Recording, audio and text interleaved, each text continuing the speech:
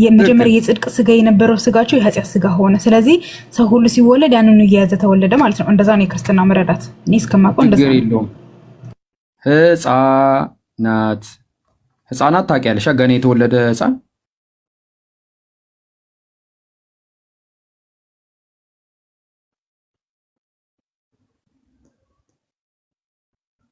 ቃሊ ይሰማል። ህፃናት በእናንተ ሃይማኖት እግዚአብሔር ኃጢአት ይስሩ አይስሩ አይመለከቱም። የተረገሙ ናቸው፣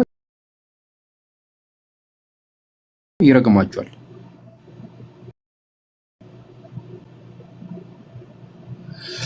ኦኬ አሁን ኩዳ ምን አልኩ መሰለ?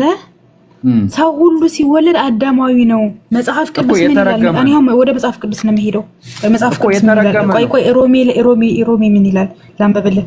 ቆይ መጽሐፍ ቅዱስ ላይ እኮ ሐሳቡን እኮ ቆይማ። እሺ ቀጥይ። ሮሜ ስንት ነበረ? ቆይማ ልክፈትልሽ። ቆይ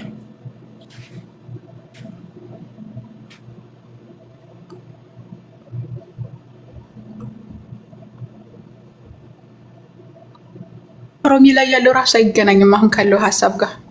እሺ ሮሜ 5:12 ምን ይላል መሰለ? ሮሜ 5:12 ምን ይላል መሰለ? ስለዚህ ምክንያት ኃጢአት በአንድ ሰው ወደ ዓለም ገባ። በአንድ ሰው። ያ አንዱ ሰው ማን ነው? አዳም። አስተውል። ስለዚህ ምክንያት ኃጢአት በአንድ ሰው ወደ ዓለም ገባ፣ በኃጢአትም ሞት፣ እንዲሁም ሁሉ ኃጢአትን ስላደረጉ ሞት ስለሰው ሁሉ ደረሰ። ሞት በማን ምክንያት ነው የመጣብን? በአዳም። ኃጢአት ወደ ምድር የገባው በማን ምክንያት ነው? በአዳም። አዳም የመጀመሪያው ፍጥረት ነው። አዳም ስለተሳሳተ ነው የሰው ልጆች ሁሉ የተሳሳቱ የሆኑት። ገባ? ለዛም ነው ሰው ሁሉ ሲወለድ ደግሞ አዳማዊ ነው። ሁላችንም አዳማዊ ነን። ያ ማለት ሁላችንም ኃጢአተኞች ነን። በቃ ሰው ሁሉ ሲወለድ አዳማዊ ማንነት ይዞ ነው የሚወለደው። ለዛ እኮ ነው ሙስሊሞች አልዳናችሁም በክርስቶስ እመኑ የምንላቸው። አሁንም ኃጢአተኛ ናቸው ብለን ስለምናስብ ማለት ነው። ከዘላለም ሞት አልዳናችሁም የምንላቸው። እሺ ጥሩ ሐሳብ ነው ያነሳሽው። አሁን ሐሳቡ እንዳንቺ አይደለም፣ ግን እኔ ካንቺ ጋር አይደለም ብዬ መጨቃጨቅ አልፈልግም። ስለዚህ ሁሉም ሰው በማን ይሞታል?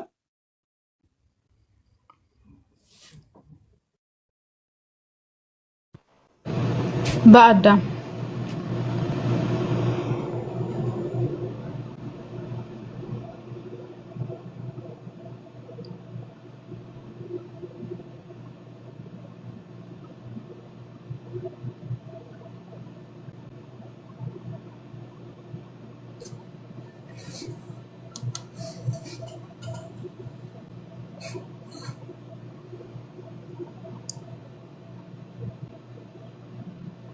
ጃቢር እመለሳለሁ።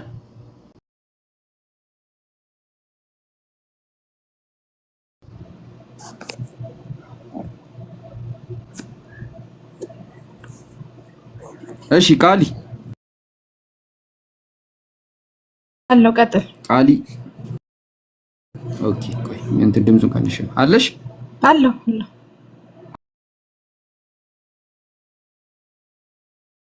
እሺ እኔ አዳም ነኝ። የመጀመሪያው ፍጥረት አዳም ነው። ያወጣሁት ነገር የለም። እሺ አሁን ምን ይላል መሰለሽማ? ይሄ ነገር እንዴት ነው ወናሽ ገገመብኝ፣ ብለርድ እያደረገብኝ። እሺ ይሄማ ሰውዬው እሺ ይታይሻል? አይታያል? ይታያል። አንደኛ ቆሮንቶስ ምዕራፍ 15 ቁጥር 22 ላይ ምን ይላል መሰለሽማ?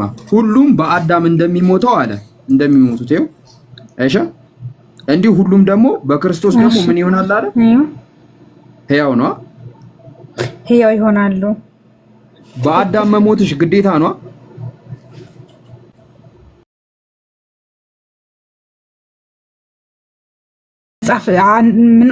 ምን አለ መሰለህ እዚህ ጋር ድህነት ላይ አሁን ዋና ሐሳብ ላይ መጣ።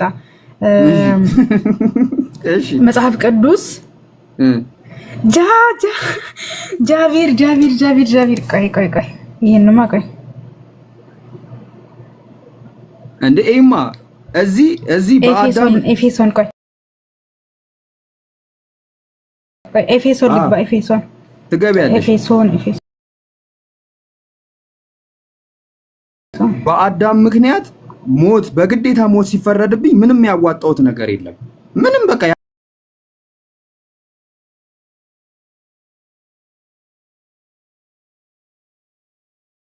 ምን ይላል መሰለህ?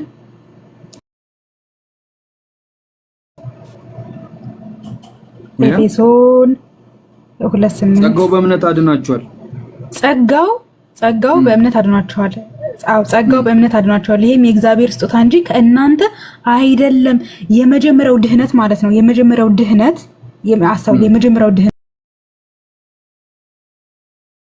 የምናምነው ከአዳም የመጣብን ኃጢአት የመጀመሪያው ድህነት እኔ ምንም አልጨመርኩኝም፣ ምንም አልቀነስኩኝም፣ ምንም ሳልጨምር እግዚአብሔር በጸጋው አድኖናል ብለን የምናምነው። ግን አሁን የሚያምኑ ሰዎች አንድ ሰው ስለ ክርስቶስ ኢየሱስ ይሰበከዋል። አንተ ለምሳሌ ያለ ስለ ክርስቶስ ሰብካለሁ ስሰብክ ያን የድህነት ትምህርት ታውቃለህ። ግን መቀበል አለመቀበል ይሄ ያንተ ነፃ ፍቃድ ነው። ለምንድን ነው መቀበል ያስፈልገኝ? ጸጋው በእምነት አድኖናል። አዎ ጸጋው በእምነት አድኖናል። ኖ ምን አስፈለገኝ? ለምን እዚህ ጋር በግድ ኖ አይደለም። ልንገርሽም አይደለም። እኔ የጠየኩሽ ጥያቄ በአዳም ምክንያት እምረገም ከሆነ እምሞት ከሆነ ኃጢአተኛ መሆን ከሆነ በክርስቶስ ምክንያት ለምንድን ነው ይሄንን ጸጋ ይሄንን መዳን ለምንድን ነው የማገኘው? ለምንድን ነው የኔ ማመን የሚያስፈልገው? አሁን ለምሳሌ አንድ ነገር ልንገርሽ። ኤቲስት ታውቂያለሽ? ኤቲስት እኮ አግኝተናል። የኤፌሶን ሰዎች ምን እንደሆኑ ታውቃለህ? ቆይ የኤፌሶን ሰዎች ማለት ነው። ቆይ ከላይ ጀምሬ ሳነብልህ በክርስቶስ ድኛለሁ እኔ በበደላችሁ በኃጢአታችሁ ሙታን ነበራችሁ። እኔ በክርስቶስ ድኛለሁ። እኔ በክርስቶስ ድኛለሁ። እሱ ሌላ ነገር ነው የሚያወራው ቃልዬ። ኖ እሱ ሌላ ነገር ነው። አንቺ ማባብ ከፈለግሽ ነው እንጂ ስለሌላ ነገር አይደለም። መጽሐፍ ቅዱስ እሺ አንብቢሽ ልክፈትልሽ። ኖ ስለሌላ ነገር አይደለም።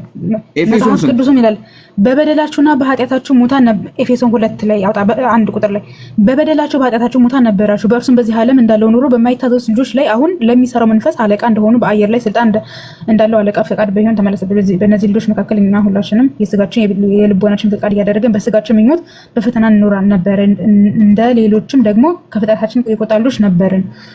ምን እያላችሁ ነው? የኤፌሶን ሰዎች ኃጢአተኛ ነበሩ፣ ጣዖት አምላኪዎች፣ ምንም የማይሰሩ በኃጢአት የወደቁ ነበሩ። እና ምን አላቸው? 8 ላይ ጳውሎስ ጸጋው በእምነት አድኗቸዋል፣ ይሄም ስጦታ ነው፣ ይሄም የእግዚአብሔር ስጦታ እንጂ ከእናንተ አይደለም።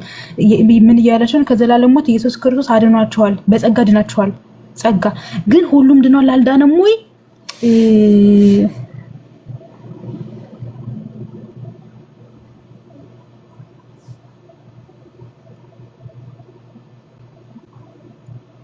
እሺ ቃሊ ራሱ አንቺ እኮ ጥያቄውን ራሱ እኮ አስደንግጦሽ ራሱ እየሳቅሽ ነበረ።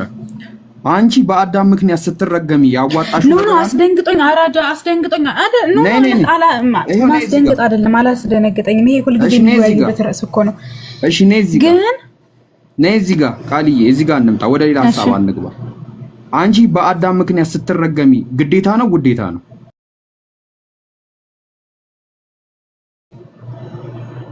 ግዴታ ነው አይደለ? ይሄው ግዴታ ነው። አንቺ በአዳም ምክንያት ስትረገሚ ያዋጣሽው ነገር አለ? ያደረግሽው ነገር አለ? ማዳማዊ ስለሆንኩ ብቻ ከዛ ስለመጣው በቃ ድህነቱስ ግዴታ ነው ወይስ አይደለም? የጸጋው ድህነት አሁን እዚህ ጋር አዲስ ድህነቱ ግዴታ ነው ወይስ አይደለም? እዚህ ጋር ምን አይነት እይታዎች አሉ? ነው ግዴታ ድህነቱ ግዴታ ነው ውዴታ ነው? ካላመን አትድንም። ማመን አለብህ ለመዳን እኮ ውዴታ ነው። አንድ ሰው በአዳም ባያመን እርግማኑ ይረገማል? አይረገምም? እርግማኑ ይቀርለታል? እይታዎች አሉ። እዚህ ጋር ሁለት አይነት እይታዎች አሉ። አሁን በክርስትናው አለ እኔ አንቺ የጸጋው ድህነት ብለው ቆይ ቃሊ የአንቺን ነገር አሁን ከስር እንግጨው። አንድ ሰው በክርስቶስ ስቅለት ሳያምን መዳን ይችላል እኮ? ነገርኩ። አሁን ስለ ጸጋው ድህነት ነው ያለነው። ጸጋው ማለት ከአዳም ጸጋ ምንድን ነው?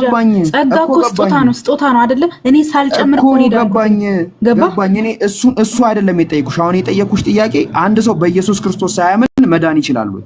ሳያምን የጸጋው ድህነት ለሁሉም ነው። ሁሉም ድነዋል ብለን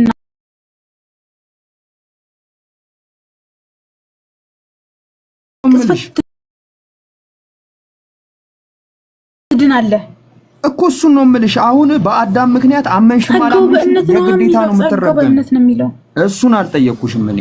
አንድ ሰው በአዳም ቢያምንም ባያምንም ግዴታ ነው መረገም፣ ግዴታ። ግዴታውም ደግሞ ምንድነው? ምንም ነገር ባላደረግሽው ነገር፣ ምንም ባላዋጣሽው፣ ጭራሽ ኤግዚስት ባላደረግሽበት ነገር፣ ባልተወለድሽበት፣ ባልተፈጠርሽበት ለምን አልከለከልሹም? እንደዛ ሲያደርግ እንዳትባይ እንኳን ጭራሽ ኤግዚስት አላደረግሽም፣ የለሽም ጭራሽ ማለት ነው። ድህነቱ ጋር ስንመጣ ግዴታ አይደለም። እኔ ባልተሳተፍኩበት ነገር የምረገም ከሆነ ባልተሳተፍኩበት ነገር ነው መዳን ያለብኝ። ይሄ ሃው ካም ቢዚስ ሎጂካል እንዴት ነው ሊሆን የሚችለው? ባልተሳተፍኩበት ነገር የምረገም ከሆነ ባልተሳተፍኩበት ነገር መዳን አለብኝ። እዚህ ጋር የኔ ተሳትፎ አያስፈልግም፣ እዚህ ጋር ግን የኔ ተሳትፎ ያስፈልጋል። ዋይ እግዚአብሔር እንግዲህ እኔ ምንም ያዋጣሁት ነገር የለም። በግዴታ እንድረገም አደረገኝ፣ በግዴታ እንድድል ያክምሽ ይገባል። ግን ቃሊ ምንም ሳታደርግ ፈነከታት። ያጠፋችው ጥፋት የለም። ሰላማዊ ሆና መንገድ ላይ ሄደች፣ መጥቶ ፈነከታት ማለት ነው። ከዛ ከፈነከታት በኋላ ነይ ሆስፒታል እንውሰድሽና ብር ከፍለሽ ላሳክምሽ ሲላት፣ እንዴ ባያሳክማት ቢቀር አይሻልም እንዴ? ራሱ ሄዳ አትታከምም? ከፈነከታት ያለ ምንም ምክንያት ምንም ጥፋት ሳይኖርባት ብሩን ከፍሎ የግዴታ ማሳከም አለበት፣ የግዴታ ማለት ነው። ግን ክርስቲያኖች እያሉ ነው ያሉት ተፈንክታለች እኮ በሔዋን ምክንያት ማለት ነው። ግን በክርስቶስ ምክንያት ትድናለች። ግን ክርስቶስ ደግሞ ሂሳቡን ክፈይ ይላታል ማለት ነው። እንዴት ነው ማለት ክርስቲያኖች ይህን እንዴት ነው አንደርስታንድ የምታደርጉት? እንዴት ነው አንደርስታንድ የምታደርጉት? ወላሂ እኔ ኢና ሊላሂ አላህ ይርዳችሁ። እንዴት ነው ሰው ይህንን እንዴት የሚረዳው? ቃል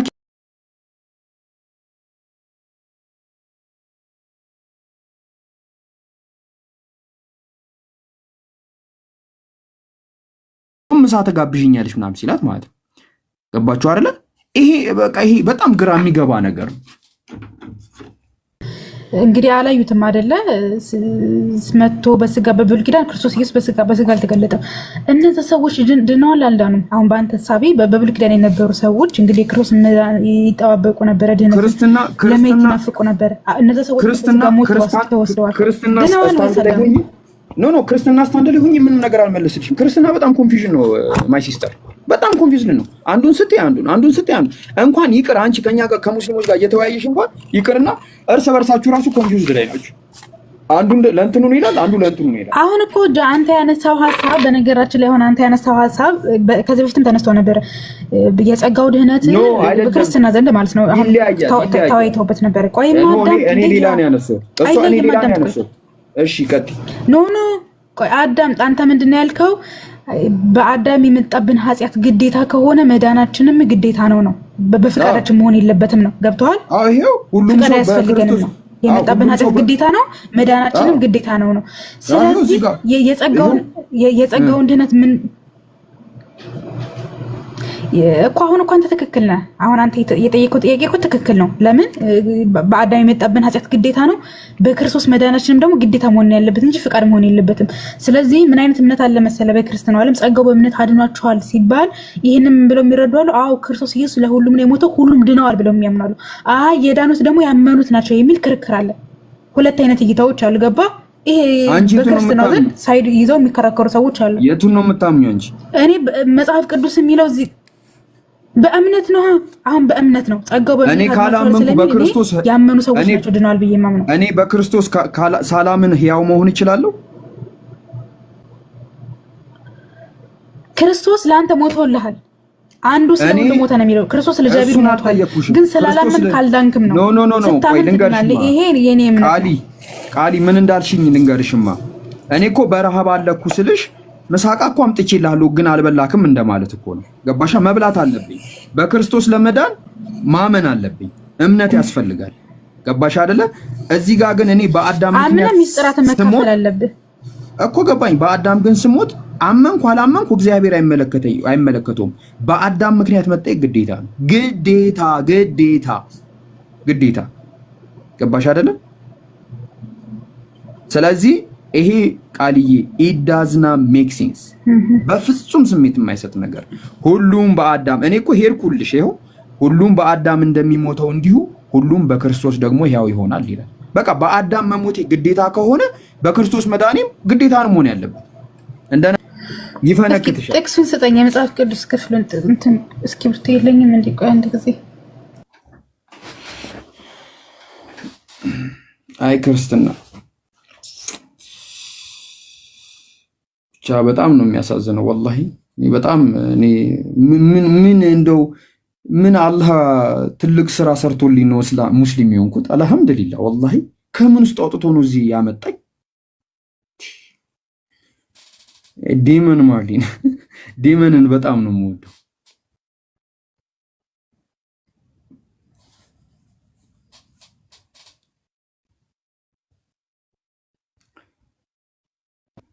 ጥቅሱን ስጠኝ ጃ መምህሬ እንጠይቃለሁ። ቆሮንቶስ 15:19 አንደኛ ቆሮንቶስ 15:19 አንደኛ ቆሮንቶስ አንድ ከባድ ነገር ላሳይሽ። አንድ ከባድ ነገር ላሳይሽ። ቆይ ጥቅስ ስጠኝ እስኪ ወርቷል ጽፍ ማለት ጌታ።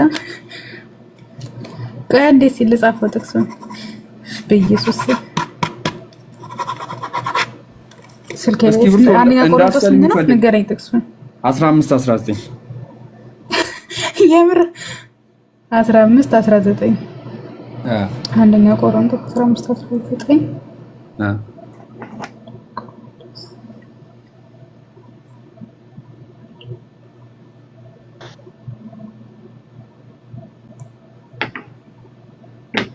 ታብታቡን አንዴ 300,000 እናስገባው። ያጀማ 300,000 2 ደቂቃ ሁላችሁም ሆ ብላችሁ አንድ ጊዜ ታብታብ አድርጉ ሁላችሁም ማለት ነው።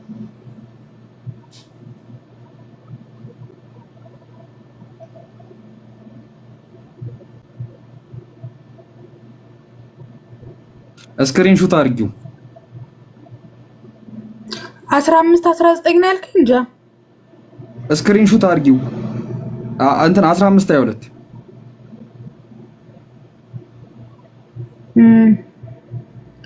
15:22 አመጣልኝ።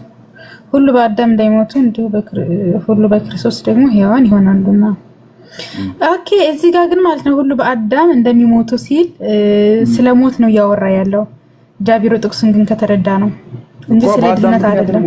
ድህነትና ሞት የተለያየ ነው አይደለ? በአዳም ሞት በአዳም ምክንያት አይደለ የመጣብን? በአዳም ምክንያት ሞት መጣብን አይደለ? ስለዚህ ሁሉም በክርስቶስ ሕያው ይሆናሉ ማለት ኢየሱስ ክርስቶስ ከሞት ተነሷል። ስለዚህ እኛም ሕያዋን ከሞት በኋላ ያለው ህይወታችን ሕያዋን እንነሳለን ብለን እናምናለን። በክርስቶስ ያላመኑ ሰዎች ሕያው ይሆናሉ ብቻ ጠይቃለሁ። በክርስቶስ ያላመኑ ሕያው ይሆናሉ? አይ አይሆንም። እስኪ ጠይቃለሁ። እሺ አንድ ደግሞ በጣም የሚገርም ነገር ለመምህሮች ያስተላልፋል። ነገር ግን እያንዳንዱ በራሱ ተራ ይሆናል። ክርስቶስ እንደ በኩራት ነው፣ በኋለኛም በመምጣቱ ለክርስቶስ የሆናችሁን አለ። በኋላም መንግስቱን ለእግዚአብሔር ለአባቱ አሳልፎ በሰጠ ጊዜ አለቅነትም ሁሉና ስልጣን ሁሉ ኃይል በሻረ ጊዜ አለ። እዚህ ጋር ምንድን ነው የተረዳሽው ቃሊ? ስንት ላይ ነው? 22 23 ላይ 24 በኋላም መንግስቱንና ለእግዚአብሔር ለአባቱ አሳልፎ በሰጠ ጊዜ የምን መንግስቱን አሳልፎ በሰጠ? ስልጣንን ሁሉ ኃይልንም በሻረ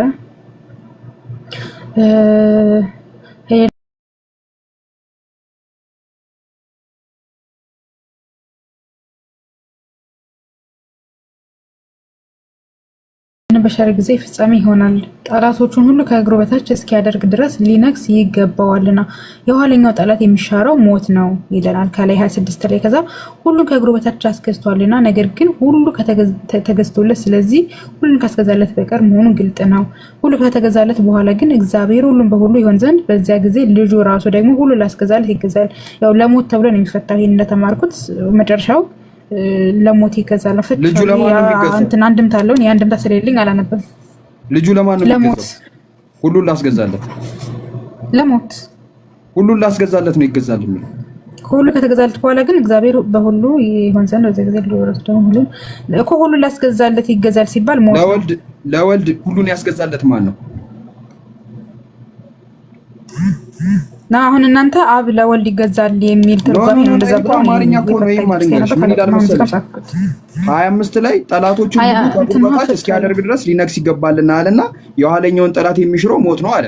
ሁሉን ከእግሩ በታች አስገዝቶለታልና ሁሉን ከእግሩ በታች ያስገዛለት ማን ነው?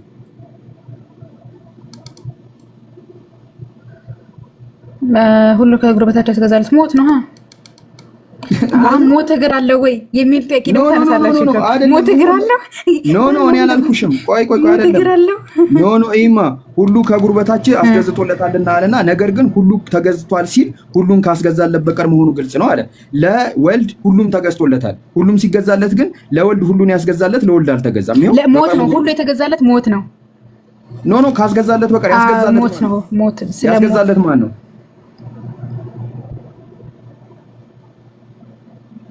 አይ እዚህ ጋር አንድምታ ማየት አለብኝ። በነገራችን ላይ ለምን አሁን አንድምታው ስለሞት ብሎ ነው የሚፈታው። እኔ የእናንተን ፍች አውቃለሁ። ሙስሊሞች እንደምትሉት በመጨረሻው ዘመን ኢየሱስ ክርስቶስ ለአባቱ ይገዛል፣ ለአብ ይገዛል፣ ሞት እግር አለው የሚልም ኡስታዝ ሰምቻለሁ። እንደዚህ ሲያብራሩ ምናምን ነገር በመጨረሻው ዘመን ኢየሱስ ክርስቶስ ግን ለክርስትና ይሄ ለሞት ነው አንድምታ ፍቹ። ግን እኔ አንድ ነገር ልንገርሽ ማይማ በስነ ስርዓት ስሚ። ነገር ግን እያንዳንዱ በራሱ ተራ ይሆናል። ክርስቶስ እንደ በኩራት ነው።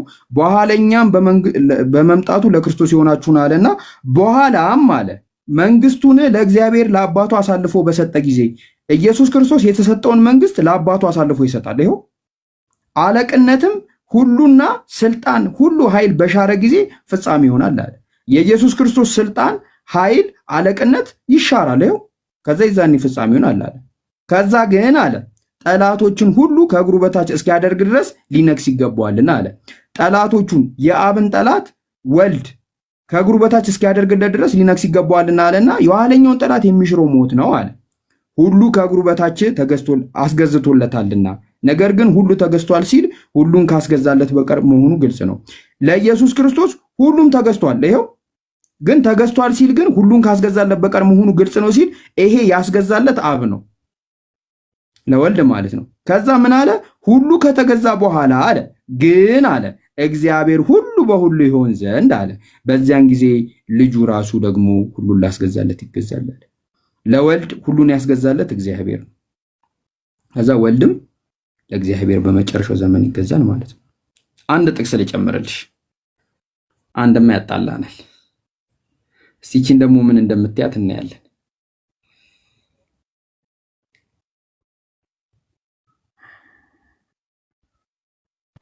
ይሄ የኪስ ተረጓሚ ስለሆነ በኪሱ ይዘዋል። ይሄንን በኪስ ብለሽዋል። ካልሆነ መረዳት አንችልም። ይሄንን በኪስ ብለሽዋል። ይሄንን በምን እንደምፈቹ እናያለን። እኔ ግን በከንቱ ደከምኩ፣ ምንም ጥቅም ለሌለውና ለከንቱ ጉልበቴን ፈጀው። ስለዚህ እግዚአብሔር ይፈርድልኛል፣ መከራዬም በአምላኬ ፊት ነው አልኩ። አሁን በእግዚአብሔር ፊት ከብር ያለውና አምላኬ ጉልበት ሆኖኛልና ያዕቆብን ወደ እርሱ እንድመልስ እስራኤልን ወደ እርሱ ሰበስብ ዘንድ ባሪያ ሆነው ዘንድ ከማፀን ጀምሮ የፈጠረኝ እግዚአብሔር እንዲላል አለ ክርስቶስ ሲናገር። ይሄን ጥቅስ ምን ትላለሽ? የክርስቶስ ስጋው ታዲያ የተፈጠረ አይደል እንዴ? ማን የፈጠረው? የክርስቶስ ስጋው የተፈጠረ አይደል እንዴ? ማን የፈጠረው? እግዚአብሔር ማለት አብ ወልድ መንፈስ ቅዱስ ናቸው የፈጠሩት። አብ ወልድ መንፈስ ቅዱስ። እግዚአብሔር ሲል አብም ወልድም መንፈስ ቅዱስ ነው። እኔ እንደዛ ነው የምረዳው። እግዚአብሔር ሲል ማለት ነው አብም ብቻ ወክሎ እግዚአብሔር አይልም። እሺ ችግር አለ እኮ ሃይማኖቷ በለው የክርስቶስ ስጋ ፍጡር ነው። ስጋ የተፈጠረ ነው። በጣም አሪፍ። እኔ እንደውም እዚህ ላይ ታንገላችኛለሽ ብዬ ነበረ። እዚህ ላይ አሁን ከመጣሽ ምን መሰለሽም አሁን ቀጣዩ ነገር ቃሊ የኢየሱስ ክርስቶስ ስጋ ይሄ ነው። ማንነት አለው?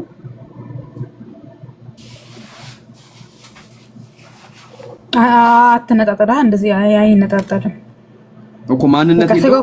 ስጋው ፍጡር ነው። ስጋ ምንድነው ካልከኝ አላውቅም። በቃ ስጋው በቃ እኔ እንደዛ ብዬ ነው የምረዳው። አሁን ምንነቱ ስጋ ነው። ማንነት አለው ብዬ ነው የጠየቁሽ። ማንነት አለው ወይ ስጋው? እኔ ማለት ይችላል ስጋው?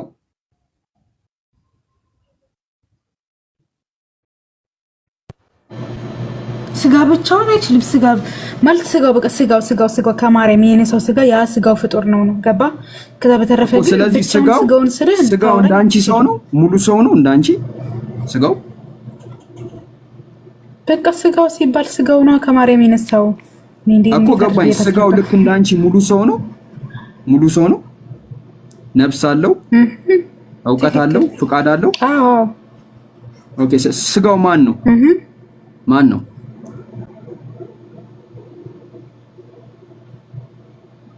ማለት ማን ነው? ማንነት የለውም ስጋው? ስጋውማ ከማይ ወለስ ክርስቶስ ኢየሱስ ከሰማይ ስጋ ይዞ አልመጣም አይደለ? ከማርያም ማህፀን አይደለ ስጋ የተፈጠረው? ስጋው ፍጡር ተብሎ ይጠራል። ስጋው ማን ነው? ማንነቱ ክርስቶስ ነው። እሺ ይሄ ክርስቶስን ራሱ ክርስቶስ ፈጥሮታል?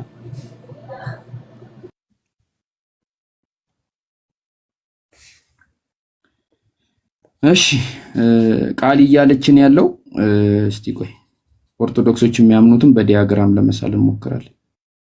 ዛሬ ቃል ሪከርድን የበጣጠስሽው ባይዘው። እዚህ ዛሬ አዲስ ነገር የተማራችሁ አንዳንድ ቁጥር ጻፉ። አዲስ ነገር የተገለጸላችሁ አንዳንድ ቁጥር ጻፉ። ታብታቡን 400 ሺህ አንድ እናስገቡ። አዲስ ነገር የተረዳችሁ አንድ ቁጥር ጻፉ።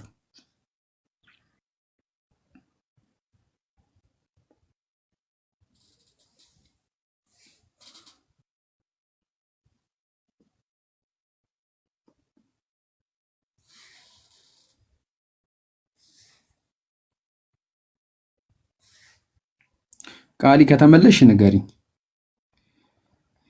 እሺ አሁን ምንድነው የምናደርገው? መቀጠል የሚችል ሰው ካለ ይቀጥል። እኔ ይቅርታ ቆይ አሁን እኔም በቃኝ አላወራም ካሁን በኋላ። ግን አሁን አንተ አሁን ስለ ስጋው ስትጠይቀኝ ምንድነው ስጋውን ኢየሱስ ፈጥሮታል ስትለኝ፣ አዎ የክርስቶስን ስጋ እኮ አብም ወልድ መንፈስ ቅዱስ ናቸው የፈጠሩት። ግን አሁን ስጋው እንዴት ተፈጠረ እንዴት ሆነ ይሄን አትጠይቅኝ። እግዚአብሔር ኖ አልጠይቅሽም። ገባ? ይሄ በቃ እንትን እኮ አልጠይቁሽ። ኢየሱስ ራሱን በራሱ ፈጥሯል ብለሽ ታምኛለሽ ማለት ነው? ጥያቄ በጣም ኖ ኢየሱስ ራሱን በራሱ ፈጥሯል ብለሽ ታምኛለሽ? ወይኔ መድኃኒዓለም ይሄንን ነው የምታምኚው? ኢየሱስ ክርስቶስ ይሄ ሰውነቱ ክርስቶስ ነው አለችን። ይሄኛውም ክርስቶስ ነው። ስለዚህ ይሄኛው ክርስቶስ ይሄኛውን ክርስቶስን ፈጥሮታል። ይሄንን ነው ቃል እያለችን ያለችው። ይሄንን ክርስቶስ ይሄ ክርስቶስ ፈጥሮታል። ይሄንን ነው እያለችን ያለችው ቃል በሚገርም ሁኔታ ማለት ነው። ኢና ሊላሂ እንደው አላህ ያውጣችሁ። እኔ ምንም እንደዛ አይደለም። እኔ እያልኩ ያለሁትን ከድንግል ማርያም የነሳው ስጋ ፍጡር ነው።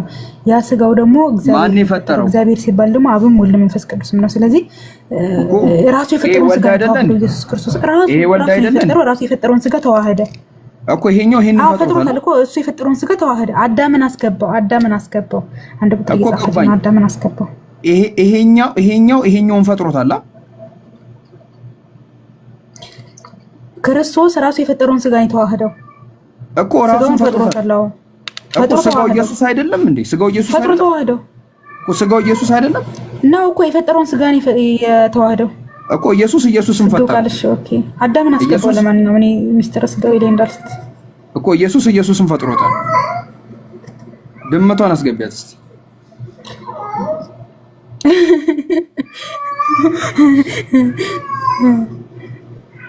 አላህ ይሁንሽ አንቺ ልጅ። እሺ ዳግም ተረድተኛል። ኢየሱስ ክርስቶስ የፈጠረውን ስጋ ነው የተዋህደው እያልኩ ነው። አዳምን አስገባው እኮ የፈጠረውን ስጋ ተዋህዶ አስገባዋለሁ። ችግር የለውም። አዳምን አውቀዋለሁ። ባለፈው ስንወያይ ነበር። እኔ የጠየኩሽ ጥያቄ ይሄኛው ኢየሱስ ከሆነ ይሄኛው ኢየሱስ ይሄኛውን ኢየሱስ ፈጥሮታል። ይሄንን ነው እያልሽ ነው ያለሽው አንቺ። ሁለት ኢየሱስ እኮ የለም እኮ። ይሄኛውን ፈጠረው አልሽኛ። ሁለት አረግሽብኝ አንቺ። ነው እኔ እንደዛ አላልኩም። ኢየሱስ ክርስቶስ የተዋህደው ስጋ ራሱ የፈጠረው ነው የምልህ። ራሱ ፈጥሮ ተዋህደው ነው። ይሄኛው የተፈጠረው ኢየሱስ አይደለም። ኦኬ እኔ ጃቢር ያንተ በጣም ገባኝ። አሁን ጃቢር ምንድነው እያለ ያለው? ጋይስ አዳምጡት። የክርስቶስ ስጋ ፈጣሪ ነው፣ ክርስቶስ ነው ስጋው እያላችሁ ነው። የክርስቶስ ስጋ አይደለ ጃቢሮ? የክርስቶስ ስጋ አላልኩም። አሁን ይሄ ሰው የሆነው ኢየሱስ አለ። ኢየሱስ ሰውነቱ አለ። ይሄ ደግሞ አምላክነቱ አለ። ይሄኛው ኢየሱስ ነው፣ ይሄም ኢየሱስ ነው። ስለዚህ ይሄኛው ኢየሱስ ይሄኛውን ኢየሱስ ፈጥሮታል። ይሄን ነው እያልሽኝ ያለሽ። ጃዬ ሰላም ነው? ቆይማ እሰማል። ቆይ አዳምዬ ትቀጥላለህ ወንድሜ። አንድ ጊዜ ላውራና ትቀጥላለህ። እሺ ቦታውን ላንተ ለቀለ ወንድሜ። ጃቢር እያለ ያለው ምንድነው? የክርስቶስ ስጋው ፈጣሪ ነው። ስጋው የክርስቶስ ስጋው ፈጣሪ ነው አላልኩም። ስጋው ፈጣሪ ነው አልክ እኮ። ይሄ ስጋው ፈጣሪ ነው አልክ እኮ። ፍጡር ነው። ይሄ ፍጡር ነው። ይሄ ፍጡር ነው። ይሄ አምላክ ነው። ይሄኛው አምላክነቱ ነው። ይሄ አምላክነቱ ነው። ይሄ ፈጣሪ ነው። ይሄ ፍጡር ነው አይደለ? ኖ እንደዛ አይደለም ጃቢሮ። ኖ ኢየሱስ ክርስቶስ ስግው ቃል ነው፣ አንድ ነው አይደለ? ኢየሱስ ክርስቶስ አንድ ነው። እኔ እያልኩ ያለው ምንድነው ከእመቤታችን ቅድስት ድንግል ማርያም ክርስቶስ ኢየሱስ ስጋን ሲነሳ ራሱ የፈጠረውን ስጋን የተዋህደው ነው የምልህ አይደለም። እኔ ያልኩሽ ደግሞ ኢየሱስ ክርስቶስ ከሁለት ባህሪ አንድ ባህሪ ነው አይደለ? እሱን ተወሱ በኋላ የሚመጣ ነገር ነው። እሱ ከተዋህደ በኋላ ነው። እሱን ተወውና አሁን ቆይ ከማርያም ከነሳ በኋላ ከማርያም ስጋን ሲነሳ ነው እኮ ገባኝ። ይሄ ሰው ነው። ከማርያም ስጋን ሲነሳ ራሱ የፈጠረውን ስጋ እኮ ገባኝ። ይሄው ፈጣሪ ነው፣ እዚህ ጋር ሰው ነው አይደለ? ስግው ቃል እኮ ስግው ቃል ማለት ይሄ ነው። ስግው ቃል ክርስቶስ አንድ ነው። አይ ነጣጠልከው። አሁን እኮ አንተ እየነጣጠልክ ነው የምጠይቀኝ እኮ። ምንድነው አልነጣጠልኩትም። ይሄው አንድ እኮ አደረኩት። ሰውና አምላክን ነጣጠልከው። አልነጣጠልኩትም። ይሄው እንዴ ፍጹም ፈጣሪ ፍጹም፣ ይሄው ፍጹም ፈጣሪ ፍጹም ፍጡር ነው ኢየሱስ አይደለ? እሺ አዎ ትክክል። ፍጹም ፈጣሪ ፍጹም ፍጡር ከሆነ ይሄ ፍጹም ፈጣሪው ፍጹም ፍጡሩን ፈጥሮታል አይደለ? ይሄንን ነው እያልሽኝ ያለሽው አንቺ።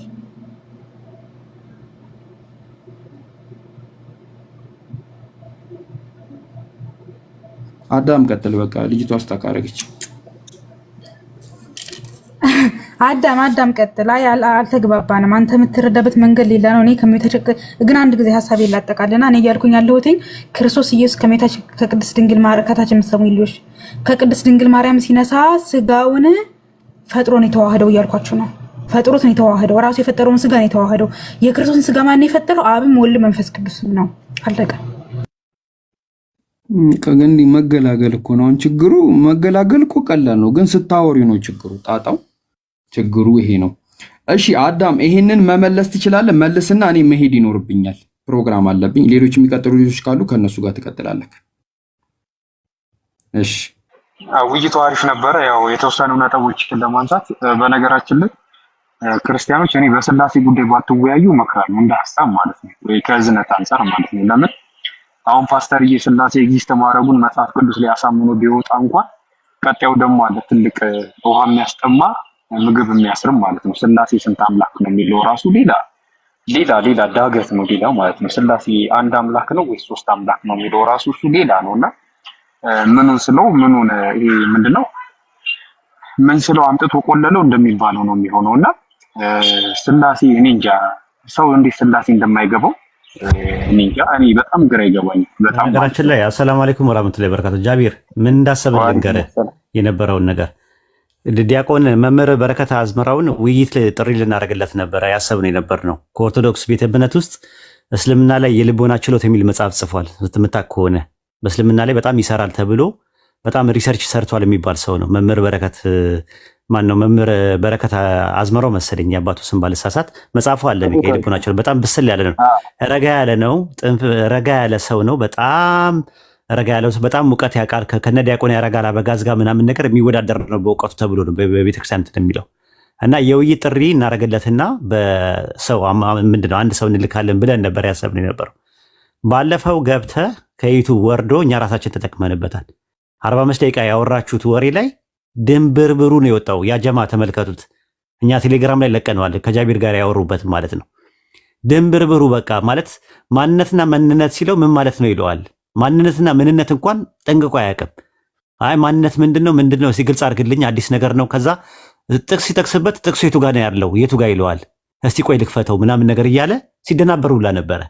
አይታችሁታል ይሄንን ነገር ወላሂ ሲደናበሩላ ነበር። ጥቅሱን እየፈለገ አያውቀውም። ጥቅሱን የቱ ጋር እንዳለ ጃቢር የሚጠቅሰውን ጥቅስ ራሱ አያውቀውም። በዚህ ደረጃ ነው እንግዲህ አስተማሪዎች የሚባሉት ሰዎች ማለት ነው። ከዛ ሀሳባችንን ቀየርን እንደውም እኛ ራሳችን ማለት ነው። አሁን ይህንን የውይይት ጥሪ አምጥተን ሲነፍር ማለት የተረጋጋ ነው፣ ኩል ነው፣ እናውቃለን፣ የሆነ ደስ የሚል ነገር አለው። ነገር ግን አንተ እንዴት አንድ አስተማሪ ሆነ እንዴት ጥቅስ አታውቅም? ጥቅስ የሚባል ነገር አያውቅም። ምኑ ጋር ነው ያለው? እስቲ ቆይ ክፈተው። ከፍቶ አይቶት ምናምን ነገር ቆይ ምንድን ነው ያልከኝ? ማንነትና ምንነት ምን ማለት ነው? ማንነትና ምንነት ትሪኒቲ ላይ እንግዲህ የጻፈ እንግዲህ ትሪኒቲ ላይ ነው። ትሪኒቲ ልክ የአላህን አትሪቢዩትን ልክ ከነ ፐርሰን አድርጎ ነው የወሰደው። አላህ 99 ስሞች አሉት። አላህ 99 ባህሪያቶች አሉት። እኛ ጋርም ደግሞ አንድም ሶስትም እንዳለን አላህ ደግሞ አንድ ብቻ ሳይሆን 99ም ነው ምናምን እያለ ነው የጻፈው መጽሐፉ ላይ አትሪቢዩቶቹን ሲፋዎቹን ኢነርጊያና ኡሲያ የሚባለው ነገር ድብልቅልቅ እያደረገ ነው የጻፈው መጽሐፉ ላይ ብስለት አለው እውቀት አለው እርጋታ አለው እናምናለን። ነገር ግን ጃቢር በቀደም ያስገባውን እኔ ቴሌግራም ላይ ከእንደገና ፒን አረግላቸዋለሁ ከፈለጋችሁ 45 ደቂቃ ነው ያወሩት። ጭራሹኑ ምንም ማን ነው ማርያም የወለደችው ማንን ነው አልተመለሰም። አምላክን የቀሩ አምላኮች አሉ ወይ? አዎ ይልና ተመልሶ ደግሞ እጥፍ ይላል። ቀጥል ጃቢር፣ በጣም አሪፍ ነገር ነው። ኢት ዋዝ ወንደርፉል። እኔ በጣም ነው ደስ ያለኝ። ቆንጆ ነበር የነበረውና ጥያቄ ለሚጠየቀው ጥያቄ ዳይሬክት አይመልስም ነበረ። ተረጋግቶ ነው የሚያወራው። የሆነ ሳለ እንትን ይለዋል። ፕሮሶፖን የሚባለው ነገር ስለሱ ማነሳለት እዛ ላይም ሲደናበር ነበረ እና ጥሩ ነበር የነበረው። እንግዲህ ዘፍጥረት 11:6 ላይ ያለውን ይህም ሰውዬ መመለስ አልቻለም ማለት ነው። ኢንሻአላህ ይህን ይመስላል ማለት ነው። ቀጥል። እሺ ጀዛከላህ ኸይር ኡስታዝ። ያው ማለት የዛን ቀን እንትን ይላል። በነገራችን ላይ ስለዛ ቀን እንዳጋጣሚ ለማንሳት እንትን ያው ሙስሊም እዚህ ጀማው ስላለ መልእክት ማስተላለፍ ፈልጌ ነው። አንድ ሰው ተወያይቶ ጥሩ ነጥብ አስቆጥሮ ከወጣ በኋላ ገብታችሁ አታበላሹት። ይሄንን ነጥብ እንደዚህ አይነት ችግር አለ። በማታውቁት ነገር ላይ አናውቅም በሉ። በቃ የሆነ ጥሩ ውይይት ከተደረገ በቃ አትንኩት። ያንን ነገር ትታችሁት ገብታችሁ እኔ እንጃ እኔ ምን እንደሆነ ራሱ ሐሳባችሁ አላውቅም። እንደዚህ አይነት ነገሮች አሉ። ብዙ ጊዜ አንድ ሰው ጥሩ ተወያይቶ ከወጣ በኋላ በቃ ትታችሁት ቤቱ ገብታችሁ ሌላ ነገር እንትን አትበሉ። ያንን ማረሳሳት ነው። ደና ጥሩ ሐሳብ የያዘውን ህዝብ ራሱ ወደ ሌላ ሐሳብ ሽፍት እንዲያደርጉ ተደርጎ ሐሳቡን ማረሳሳት ነውና እንደዚህ አይደረግ እና ምንድነው ስመጣ ስላሴ ለምሳሌ መጽሐፍ ቅዱስ ቢነበብም ባይነበብም የሚጠቅሙ በጣም ብዙ እንትኖች አሉ። ምዕራፎችም አንቀጾችም አሉ ምንም ጥቅም የሌላቸው ማለት ነው። ህይወት ላይ ምንም አሁን መኃልይ ላይ የሆነ አንድ ቁጥር ወይ ምዕራፍ 4 ቁጥር 5 ላይ ብትወስዱት ምንም ጥቅም የሌለው ምዕራፍ ነው። አንድ ክርስቲያን ይህንን መጽሐፍ አንብቦ የሚጠቀመው ነገር አለ ብዬ አላስብም። ግን ቢኖርም ግን ከስላሴ አይበልጥም። እንደው እግዚአብሔር እንደው ተሳስቶ እንኳን እቺን ምዕራፍ አውጥቶ ስለ ስላሴ ቢጽፍላቸው እንዲግራ ከሚጋቡ ማለት ነው። እሱ ራሱ ትልቅ ጥያቄ ነው። ስላሴ ትልቁ ትምህርት ሆኖ በትንሹ እንኳን አልተጻፈም። በጣም ትንንሽ የሆኑ እንትኖች ሐሳቦች ግን በጣም በትልቁ መጽሐፍ ቅዱስ ላይ ሲብራሩና ሲካበቡ ይታያል ማለት ነው። ይሄ የሚያሳዝነው ነገር ነው። ስላሴ መጽሐፍ ቅዱሳዊ አይደለም። ግን እንደው በቃ ያልሆነው ሆነ ያልተፈጠረው ተፈጠረ ተብሎ ስላሴን ብታመጡ ሌላው ደግሞ አለ በጣም ከባድ። ስላሴን ከመጽሐፍ ቅዱስ ከማምጣት ይልቅ የሚከብደው ነገር ምንድነው? ስላሴ አንድ አምላክ እንደሆነ ዲፋይን ማድረግ ነው። እንዴት እንደምታረጋግጡት አላውቅም። በጣም የሚከብደው ማለት ነው። እና እኔ እንደውም ስላሴ አለ የለም ራሱ ትንሽ ያደክማል ክርክር። ሐሳቡንም አያገኙትም ወገኖቹ። ግን ስላሴ አንድ አምላክ ነው ወይስ ሶስት አምላክ ነው የሚለው ሐሳብ በጣም ከባድ ሐሳብ ነውና እኔ ክርስቲያኑ ስላሴን እንድትረዱ የምመክራችሁ ነገር ይሄን መንፈስ ተገለጠልኝ ምናምን ሳይሆን ስለምንነትና ስለማንነት ኮንሰፕቱን ተረዱት። ምንነት ምን ማለት ነው? ማንነትስ ምን ማለት ነው የሚለውን ነገር ኢቭን ሙስሊሞች ራሱ ሁሉም ሰው ምንነት ምን እንደሆነ ማንነት ምን እንደሆነ በስነ ስርዓት መረዳትና ማወቅ አለበት። ይሄንን ስታውቁ ብዙ ነገር ይገለጥላችኋል። ዕውቀት የመጽሐፍ ቅዱስ ዕውቀት እንኳን ባይኖራችሁ አንድ ሰው ምንነትና ማንነትን ካወቀ የፈለገውን ሰው ለምን እኔ በአስተማሪ ደረጃ ያለን ሰው ሄዶ የመሞገት አቅም ይኖራል። ምክንያቱም አስተማሪዎቹ ውሸት ላይ ነው ያሉት። እናንተ ግን እቺ ትንሽ ውሸት እንኳን ከያዛችሁ የመሞገትም ሆነ የመሟገት ትልቅ አቅም ይኖራችኋልና ምንነትና ማንነት ላይ በደንብ ለመማር ለማወቅ ሞክሩ ማለት ነው። አሁን ያዲ ራሱ ገብቷል። አሁን ምንነትና ማንነትን ያውቃል። ባወራው ደስ ይለኝ ነበር፣ ግን እሱ ኡስታዝ ሄድ እንደሚፈልግ እና ኡስታዝ ይሄንን ለማለት ነው። እንግዲህ ዱአ አድርጉላቸው በተረፈ ኢንሻአላህ። እኔ ልወጣ ነው። ያው ከያዲ ጋር ልታቀሳስረኝ ነበረ ጃቢር፣ ክፉ ነህ። አሁን ምን ትጠቀማለህ እዚህ ቢያሰጣኝና ቢያፋጠጠኝ ሰው ፊት? ያዲ ሰላም ብያለሁ፣ እንዴት ነህ? እኔ እኮ የማይገባኝ ነገር ሁሌ ሲመጣ አንተ የምትወጣው ነገር አይወድ በታምር አትወጣም። እንደዛ ነው፣ ችግር አለብኝ። እንዴት ናችሁ? የሚገርም ነገር አሁን ራሱ ገና ሲሰቅሉ ፖፖ ነው ያመጣሁት። ፖፖ ነው ማለት ነው። ለምን እንደሚፈራኝ ማለት ነው። ራሱ ያስተማረኝ መልሼ እሱ ላይ አፕላይ ስለማለት አረ ዋይዱ ስትታወሩ ከሰማሁትስ ማለት ነው የዘፍጥረት 11:6 ማለት ነው። ኩፋሌ ላይ ኮሜዱ ላይ አይጠበቅብም እኮ እዚሁ ላይ መጽሐፍ ቅዱስ 66 ላይ እኮ አለ አይደል? የይሁዳ መልእክት ቁጥር 14 ከአዳም ጀምሮ 7 ይሄ ነው ይኸውልህ ልንገርህ፣ እሱ ሰውየው በራሱ አርጊመንት ነው። እኔ ማብራራት አይጠበቅብኝም ነበር። ግን አሁን ምን መሰለህ፣ አብ ወልድ መንፈስ ቅዱስ ሞድ ኦፍ ኤግዚስታንስ ወይም ደግሞ ኩነት በሚባለው ትምህርት አንደኛው በአንደኛው ህልው ነው ሆነው ነው የሚኖሩት፣ አብረው ነው የሚኖሩት። ሲጀመር ኑ ብሎ የሚጠራቸው ለምንድን ነው? አብ ወልድና መንፈስ ቅዱስን የት ሄደው ነው ኑ የሚላቸው? አሁን መላእክትን ነው ወይ ካልከኝ፣ አዎ መዝሙረ ዳዊት ምዕራፍ 103 ቁጥር 20 ላይ ይኸው ቃሉን የምትፈጽሙ ብርቱ ኃያላን የቃሉን ድምፅ የምትሰሙ መላእክት ሁሉ እግዚአብሔርን ባርኩ ይላል። ትእዛዙን የቃሉን ድምፅ የምትሰሙ የሚታዘዙት እነማን ናቸው? መላእክቶች ናቸው። ኦሪት ዘዳግም ምዕራፍ 33 ቁጥር 2 ላይም እግዚአብሔር ሲመጣ አብረውት የሚመጡት መላእክቶች እንደሆኑ ከአእላፋት ቅዱሳኑ ጋር መጣ እያለ ይናገራል። እግዚአብሔር መጣ ይልና ግን የመጣው ከማን ጋር ነው? ከአእላፋት ቅዱሳኑ ጋር ነው የመጣ ብሎ የሚያስቀምጠው። እግዚአብሔር ሲወርድ የሚወርደው ከመላእክት ጋር ነው፣ መላእክቶች ናቸው። ይሁዳ 1:14 ላይ አንተ የሚለው ያልከው ጥቅስ እንደዛ ነው። ግን ሰውየው ምንድን ነው የበርደን ኦፍ ፕሩፍ ፋላሲ ነው የሚሆነው። እሱ ማብራራት ያለበት ለስላሴ ይጠቅመኛል ብሎ ያመጣውን ጥቅስ ስላሴን እንደሚያሳይ ማሳየት ያለበት እሱ እንጂ ዘፍጥረት 11:6ን እኔ የማብራራት ግዴታም የለብኝም። ለምን? ስላሴን ያፈርሳል፣ ስላሴን ይቃወማል ብዬ ዘፍጥረት 11:6ን አልጠቀስኩም። ባይሆን የጠቀስኳቸው አሉ። ኢሳያስ፣ ኤርሚያስ ላይ ምናምን የነበሩ ጥቅሶች ከእኔ በቀር ሌላ አምላክ የለም ሲል እኔ የሚለው አንድ ሲንጉላር ፐርሰን አለ።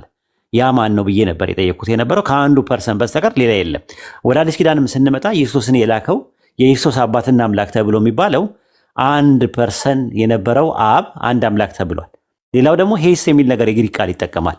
ዘዳግም 6:4 ላይ አሁን አኻድ የሚል ቃል ይጠቀማል። አኻድ የሚለው ቃል ለኮምፓውንድ ናውንም ለኑሜሪካል መዋንም ሊጠቀም ይችላል ባይብል ላይ። ኦኬ። ነገር ግን ምንድነው ፖይንቱ ታዲያ? በምን እናውቃለን ካልን ግሪክ ሰብስቲዩንት ላይ ሲያስቀምጡት ሄስ ብሎ ነው ያስቀመጡት። ሚያም አላሉትም፣ ሄንም ብለው አላስቀመጡም። ሄስ የሚለውን ቃል ለአንድ ፐርሰን ነው የሚጠቀመው ብለው ያምናሉ እነሱም ግራማቲካሊ ማስኩላይን ጀንደር ሲሆን ተባታይ ጾታ ሲሆን በሚሆንበት ሰዓት ላይ። ስለዚህ በዚህ ደረጃ ያሉ ሰዎች እንዴት ነው እንደዛ መሆን የሚችለው ለማለት ተፈልጎ ነው። አይ ቲንክ ቀጥሉ እናንተ። እኔ መውጣት አለብኝ አሁን ሰዓቱ የለም። ያዲግ ይቀጥል። ኩዊክ ኩዌስችን አንዴ ብቻ ኑ ባርኩ፣ መላኢካዎች ኑ ባርኩ ያለው እኛ ሰለዋት ከምናወርደው ጋር ሰለዋት ከሚወርደው ጋር ይያያዛል። ባሪክና ሰለዋት ከሱ ሐሳብ ጋር ይሄዳል ልበል? ኧረ ብሏል። አንዱ የብሉይ ኪዳን ተከታይ ነው ወይስ የአዲስ ኪዳን ብለው አንድ አይሁዳ ይጠይቁት፣ አንዱ ክርስቲያን የሁለቱም ሲለው ኧረ ምኑን ከምኑ እንደባለቀው አሉ። ብሉይ ኪዳንና አዲስ ኪዳን እንደባልቆባቸው አንቺም ሱረቱል አሕዛብ ምዕራፍ 33 ቁጥር 56 ላይ ስለመውረድ አላህና መላእክቶቹ በረሱል ሰለላሁ ዐለይሂ ወሰለም ላይ ሰላዋትን ያወርዳሉ የሚለው ሱረቱል አሕዛብ 33:43 ላይ በምዕመናንም ላይ ያወርዳል የሚላል። አላህና ከመላእክቱ ጋር የሚል ነገር አንድ ላይ በኮምፕላክስ ኮንጃክሽን ይያያዛል ከሆነ አዎ ይያያዛል። እዚህ ጋር ግን ኑ እንውረድ ነው ያለው። እንውረድ ብሎ ትእዛዝ ይዛዛቸውና እነሱ ደግሞ አብረው ይወርዳሉ ማለት ነው። መላእክቶቹም አብረው ይወርዳሉ ለማለት ተፈልጎ ነው። አንቺ ምናልባት የገባኝ ነገር ከሆነ መላእክት ሁልጊዜ ከታዛዥነታቸው ስላሉ ከአምላክ ጋር ተጫፍረው እና በሚል ነገር ተጫፍረው እንደሚመጡ ሁሉ ባይብል ላይም ኑ ሲል ፈጣሪና ወረደም ሲባል የሚወርደው ከመላእክት ጋር ነው የሚለው ነው አይደል? ሐሳብ የፈለግሽው ቤቲ? አይኔ መባረክ የሚለውን ሐሳብ ነው። ሰላትን ሰግድ አሁን አላሁ መባሪክ የምንለው እና አላሁ መሳሌ ከምንለው ጋር የሚያያዝ መስሎኝ ነው። በቃ ሰላዋት ስናወርድ የምትይው አያያዝም፣ ችግር የለውም አብሽሪ። ወይዶ ለምን እኔ ማለት በቀላሉ አላስቀምጥላትም? እኔ ልውረድና በቃ ከዛ ትማራለች። ታች መውረድ ማለት ምን እንደሆነ እንትና ቃል በትኖር ጥሩ ነበረ። ሁሉ ነገር ተጽፏል፣ ዋጋ የለኝም ያለችበትን አንድ ለማስረዳት ሞክር እስቲ። ጥሯት ከስራ ያላችሁ ሰዎች ቃል ካለሽ አንድ እስቲ ነይ፣ በቀላሉ ላስረዳሽ ይህን ነገር። በጣም እንትን ነው ኮንፊውዝ ስትሆን ስላየዋት፣ እስቲ እሱ ነገር ላብራራለት። ነይ ቃል ኡስታዝ ቀለል ባለ እሷ እስክትመጣ ድረስ ላናግርክ። ኦኬ። አይ አለች መግባት የምችል ከሆነ ትንገረኝና ከዛ ታናገረኛለህ። ኡስታዝ ቃል አለሽ?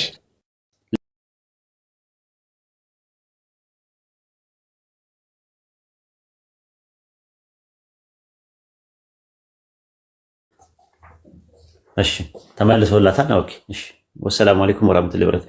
ያዲ ቀጥል። ለቤቲ ማብራራት የሚገባ ኡስታዝ ባህሪ ምትለኝ ነገር አለ ከመውጣት በፊት? አይ እኔ አንድ ልጅ አለ እና ሁልጊዜ ስለ ፍሪ ዊል ነው የሚያወራው እና ኖርማሊ አስተምሮ ከክርስቲያኒቲ እምነት የወጣ ነው። ኖርማሊ ክርስቲያንም የክርስቲያን አስተምሮም አይደለም። ፋይዳ አለው። የሆነ አንድ ልጅ ስምን ያለኝ ክብረት መላጣ እንደዚህ በቪዲዮ የሚወጣ ነው ወራ አይደለም። የሆነ ፕሮፋይሉ ላይ ራሱ ምንድነው የሚጽፈው? ሁሉ ነገር ተጽፏል የሚባለው ነገር የለም። አምላክ ሁሉን ነገር ያውቃል የሚባለው ነገር ክብረት ነው። ክብረት የለም። እኔ አካባቢ ላይ ድርሽ አይልም። እንደዚህ አይነት ነገር ማውራት ከፈለገ ማውራት ይቻላል። አምላክ አያውቅም ነው እኮ እሱ የሚለው ራሱ ኦፕንነስ ቴዎሎጂ ይባላል የነሱ። ኦፕንነስ ቴዎሎጂ ማለት አምላክ የሚያውቀው ከሆነ ነገር በኋላ ነው። አንድ ነገር ሀፕን ከማድረገው በፊት አያውቅም። ሚዩት አድርጎታል፣ ራሱን ሚዩት አድርጎታል። ማወቅ ከፈለገ ይችላል ከፈለገ። ለዛ ነው አንዳንዴ ሲያሰኘው ነሸጥ ሲያደርገው ትንቢት ምናምን የሚናገረው ማወቅ ሲፈልግ። ካልሆነ ግን ሚዩት አድርጎታል፣ ራሱን ሚዩት አድርጎት ማወቅ አይፈልግም። ስለዚህ ሁሉ ነገር አያውቅም። እንደዛ ከሆነ አንተ ለምትሰራው ስራ እሱ ነው ተጠያቂው የሚል ትምህርት ነው። ያ ምን ይባላል? ኦፕንነስ ቴዎሎጂ ይባላል። ክብረት ነው እንደዛ የሚያደርገው ብዙ ጊዜ የሚጽፈው ማለት ነው።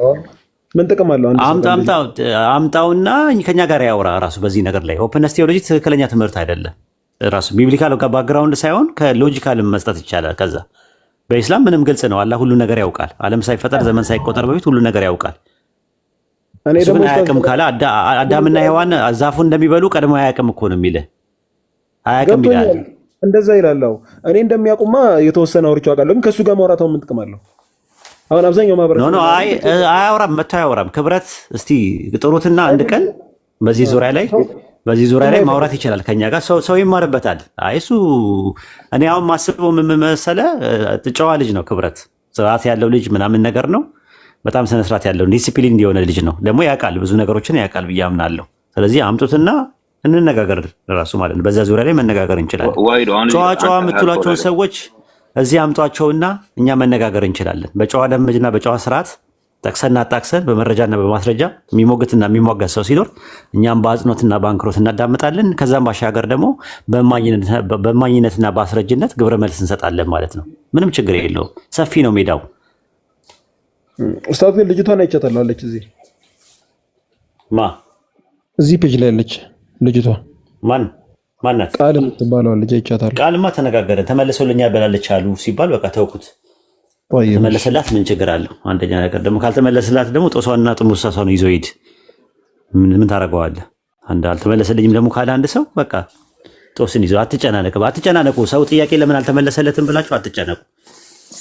አላህ ነፍስን ከችሎቷን እንጂ አናስገድድም ብሏል። ከአቅማችሁ በላይ ሲሆን ላላ መስጠት ነው። ዱዓ አድርጉላቸው። አንዳንድ ሰዎች ጥያቄ መልሳችሁ አልተመለሰም ካሏችሁ እሺ ጥሩ በቃ ሌላ ሰው ጋር ሄዱና ጠይቁ ማለት ነው።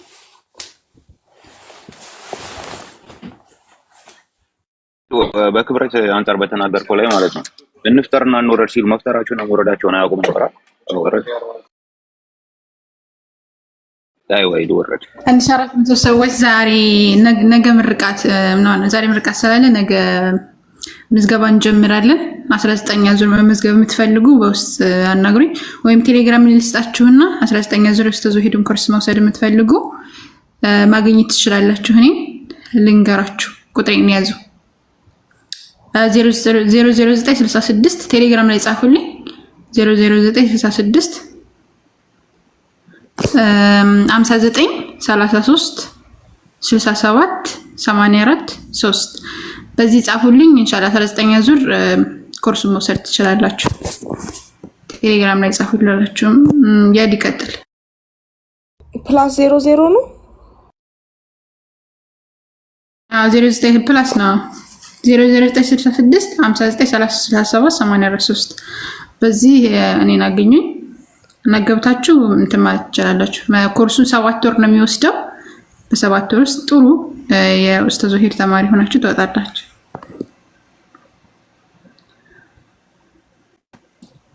እሺ ያዲ ቀጥሉ። ያዲ አልተዋወቅንም። ማልበል ያዲ ያልሽ የጠራሽ ማልበል ያው ሰማላ ፊት ለፊት እሺ አይ ያዲ ይባላል። እኔ ስላሴ አማኝ አይደለም፣ ግን ያው ክርስቲያን መጽሐፍ ይሰማል። ከዋይድ ጋር አብሬ የሚሰራ ከዋይድ መማር ነው። ከዛ በተረፈ ግን ፈቴ አልኳ ጋር ነኝ።